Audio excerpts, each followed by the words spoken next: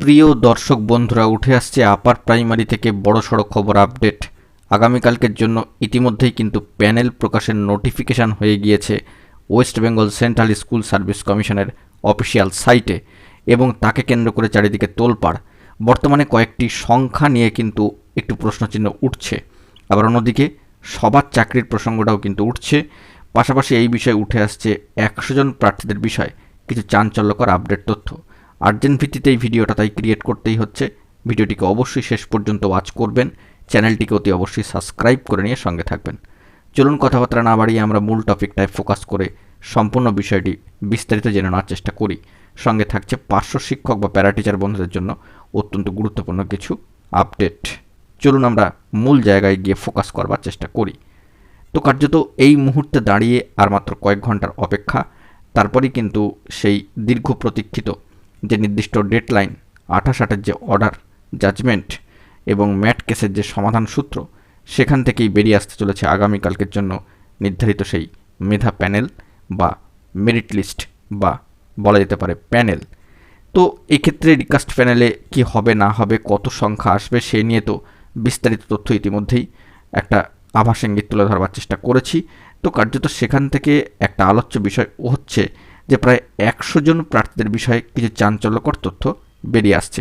অন্যদিকে সবার চাকরির প্রসঙ্গ, ল অ্যান্ড অর্ডার মেনে নিয়োগের প্রসঙ্গ, এবং যে মহামান্য কলকাতা হাইকোর্টের জাজমেন্টে যে নির্দেশ রয়েছে, কমিশন কি ডিসিশনে উপনীত হলো, সব মিলিয়ে কিন্তু একটা যাবতীয় বিষয় একটা কনক্লুশনে আসতে হবে আগামীকালকে।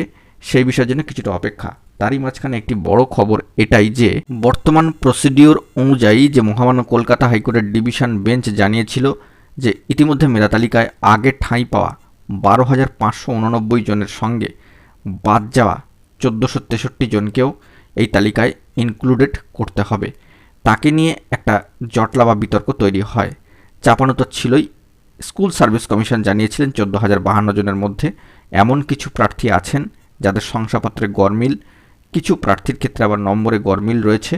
তাদের কি করে মেধা তালিকায় ঠাঁই দেওয়া হবে তা নিয়ে একটা প্রশ্ন উঠছিল। তো এমনকি ওই সব প্রার্থীর মেধা তালিকায় স্থান হলে ফের একটা মামলার জটলা তৈরি হতে পারে বলেও এসএসসির কিন্তু আশঙ্কা ছিল। এসএসসি এ বিষয়ে জানায় যে এই বিষয়ে তারা কিন্তু আইনি পরামর্শ নেবে। তো প্রথম থেকে আমরা বলে আসছিলাম যে অর্ডার হওয়ার পরেই একটা আলোচনা বৈঠকের প্রয়োজনীয়তা রয়েছে। কমিশনের বিশিষ্ট কর্তা ব্যক্তিরা কিন্তু এই বিষয়ে ল সেকশনে কথাবার্তা চালাচ্ছেন।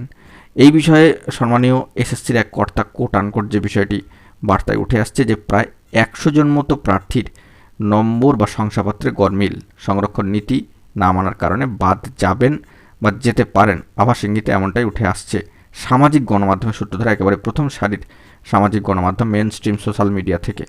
ওই সব প্রার্থী বলতে পারেন যে মহামান্য আদালতের রায় অনুযায়ী এসএসসি 14,052 জনের প্যানেল প্রকাশ করেনি।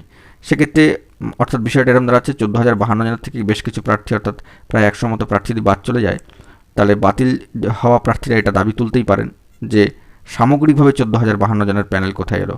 তো সেটা এখনও কিন্তু বিষয়টা বোঝা যাচ্ছে না আগামীকালকে প্যানেল প্রকাশ না হওয়া পর্যন্ত এবং সম্পূর্ণ ডিক্লিয়ারেশনটা আসা পর্যন্ত। কিন্তু এই বিষয়ে তারা ইতিমধ্যেই আইনি পরামর্শ নিয়েছেন।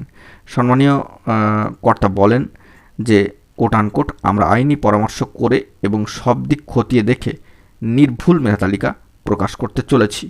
এই বার্তাটাই কিন্তু উঠে আসছে একেবারে quote unquote mainstream social media, সামাজিক গণমাধ্যম, পত্রপত্রিকা থেকে। তো এখানে একটা বক্তব্য বিষয় এটা দাঁড়াচ্ছে যে মোট প্রার্থী 14,052 হলেও কমিশনের হিসেব অনুযায়ী বৈধ চাকরি প্রার্থীর সংখ্যা কার্যত 13,333।